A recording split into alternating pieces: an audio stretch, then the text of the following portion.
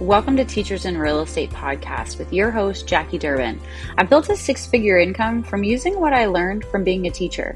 Teachers make great real estate agents, but guys, it isn't all sunshine and rainbows. Some people are cutthroat. Some clients will make you want to throw in the towel, but your years in education have built you for a career in real estate, and I am here to help. With the right mindset and the right tribe, you can experience the same success. You can either supplement your income as a part-time agent or go full-time into real estate. The tools I will share will help you gain the confidence and expertise to reach your goals. Whatever your goals are, let's enjoy this time together. This podcast is geared towards teachers who are looking to get their start in real estate and teachers who are already rocking those dual careers. If that's you, grab your notebook, your pencil, and buckle up. We are about to begin Teachers in Real Estate. Hey guys, and welcome back to Teachers in Real Estate. I am your host, Jackie Durbin, and today we're going to dive into an art that will really help blossom your career in real estate. What I'm talking about is building relationships. Specifically, we're going to explore how your teaching experience can be a valuable asset, especially in this industry. So let's get started. Number one, guys, we have what I like to call the teacher advantage, okay? As educators, we possess a unique set of skills that can really make us stand out in this real estate world, okay? So let me take you on a journey on some of the things that we do every single day as it comes to building relationships that really will help jumpstart your career. So as teachers, one of the things that we definitely bring to the table is empathy in action, okay? So how you empathize in and honed in the classroom can help you to connect with clients on a deeper level. And here's an example, okay? You are a real estate agent, you are working with a seller, and the seller is feeling some kind of way about an offer that was sent. Now, as a traditional real estate agent who's new to the market, they're probably like, oh man, come on now, you're getting an offer. Like, you should be excited about this, which a lot of times they should be excited, right? Especially depending on the market. As teachers, I feel, do a great job of having our empathy in action. So we're very quick to, I think, notice their discontentment, and not only notice it, but also offer possible problems that these may be, this feeling may be stemmed from, and also provide solutions.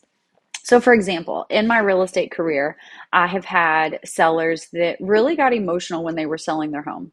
Now, you may think to yourself, why? Like, why would they be emotional? Or maybe you're already answering that question, okay? So you got to think when someone is selling a home, there is a change and a transition in the season that they are currently in and the season that they are moving into. Now, when I moved from my home in Kentucky to moving to Arizona, I was extremely emotional. I was leaving my family. I was actually leaving one of my daughters because she was still going to be staying in Kentucky and continuing her school there. I didn't know anybody in Arizona, so there was a lot of emotion there. When when my parents moved from the house that I grew up in into the house that they live in now, there was a lot of emotion for them just because they'd raised their children in that house. Like they were closing a chapter. It was kind of like saying, wow, all of my kids have grown up. Now, what does my life look like, sound like? What's it going to be? I think far too many times, especially in this industry, we get caught up on the wrong thing. We get caught up on, wow, I put another, house under contract. That means, that I'm going to be making money and be able to provide for my family and things like that. But what we sometimes fail to remember is our client is closing a chapter. Yes, they're opening a new chapter, but they're also closing a chapter. And I feel like, especially with sellers, you really have to understand that that can be scary for them. That could be a lot for them. There's, different things that go inside with that. So as a teacher, because we always have our empathy in action, we look at our students, we know how they're feeling, we offer them, close proximity. We may even, like give them like that side shoulder hug or offer them encouragement.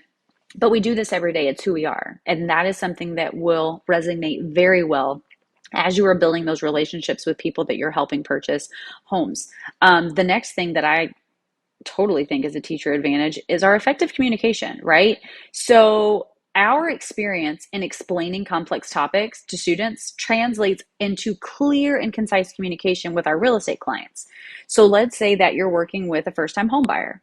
Guys, if you have taught for any number of days, you know that there's times when you think you explained something great. Like you think that that lesson, that whatever, it was amazing. And you're looking at the students and they're just looking at you with like stars in their eyes. They have no idea what you just said. It went completely over their head. Like there was no mastery of any content at all. That's sometimes what it's like being a real estate agent. And I think that this happens a lot of times when a real estate agent's been in the market for a long time. They've been licensed for a while. And because things become second nature to them, sometimes we forget, like, you know what, I may be dealing with a client who's never purchased a home. So I do have to be more patient and I do have to communicate in a very clear and concise way so that way my clients understand everything that they're doing. Guys, this is the biggest purchase of people's lives, purchasing a home. Now, some people will be like, oh no, something else. No. What costs more that you have other than your home? Nothing. Okay. Unless you have like, I don't know, a Bugatti or some kind of like really fancy car, which I don't have. And I doubt that you have a Bugatti and you're listening to this podcast since, we're all teachers and we don't have fancy cars. But the point is, our ability to communicate and to show patience and to very quickly on our feet find a new way to explain something that we just explained and keep a smile on our face is second nature to us. Now, the next thing that I want to talk about is networking and real estate style. Okay, so networking is a cornerstone of success in real estate. Okay, we're going to look at how like teaching, right, and our teacher network can really be a valuable resource. So number one, you have a huge teaching network. That's probably the one thing that I really do miss from from leaving the classroom is that network of teachers. The people that I walked in, to the teacher's lounge on a Friday and we all kind of sighed at the same time, like, oh, is the day over yet? Or like, we celebrated together. There was this huge camaraderie, and you have to have that when you are in real estate. And the reason why is because it can be super competitive. Maybe, you feel that you have a little bit of an imposter syndrome because you're like, wow, I'm not, people think that I'm like this amazing agent, but I feel like I'm still learning. I feel like I feel like I'm still at the ground level. And so having that network is going to help you not only through, just going through everyday life, but also how you can use those connections in education, right? Can open up doors in the real estate community. So through referrals, right? I'm a brand new real estate agent. I haven't sold anything. So who's going to trust me, right? That's the thought that's in our head. However, you have teachers who are like, you know what? You're an amazing educator. You're going to do amazing at this job. And they're already supporting you. So having that network of people is really going to help you out. Also, the next thing is we're really good at expanding our circle. So when I'm talking about expanding your circle, so when I would like, obviously, like when I was teaching, I was super connected with the teachers who were on my grade level, right? Or if you're in secondary education, maybe the people who also teach your content area. When I would go to conferences or events with the whole school, obviously I'm still talking, like I'm talking to everyone, right? My circle is huge. I would go to a conference where there would be teachers from multiple different schools, and I would go up and I would introduce myself because I wanted to know who they were. I wanted to know, like, hey, what's your niche? Like, what are you really good at? Maybe there was someone who were like amazing at this content that I was kind of struggling, or maybe just kind of novice. I know when I went from teaching third grade to teaching fifth grade, I was like, wow, this is a big jump. Like some people may be thinking, oh, that's not that big. Yeah, you've never done it. Okay, so one of the things that I was really struggling with was how can I make social studies content super engaging and hands-on when I'm literally like telling them what happened in the world, And how can I make kids excited about the content? And so I would go to these conferences and I would introduce myself to all these other teachers and I would ask them, hey, what grade do you teach? If they said fifth grade, the first thing that came out of my mouth was, do you teach social studies? Or, if they departmentalized, obviously, like they may know someone else. And then I'm like, oh my gosh, I would love to have like a little cohort with, you, and maybe we could help each other out developing some amazing lesson plans for these kids. Guys, that's what real estate is. So it's the exact same thing, right? You're expanding your real estate network, and you do it through attending local events, right? Joining industry associations. And it's the exact same thing. You're going up to people, you're introducing yourself. How long have you been in real estate? If someone says, "Oh, I've been real estate agent for 20 years." Wow, I would love to take you out for coffee and pick your brain. Oh, now, I used to always say, like, take them out to lunch, and someone was like, wow, that could get expensive. And I'm like, okay, fine, take them out to coffee. Or, ask them if they like to, go on hikes or walks. And maybe, the two of you could just like do that outdoor event together and just talk real estate. Learn from people who've been doing it longer. I had a friend in the industry that used to always say, if you're the smartest person in the room, you're in the wrong room.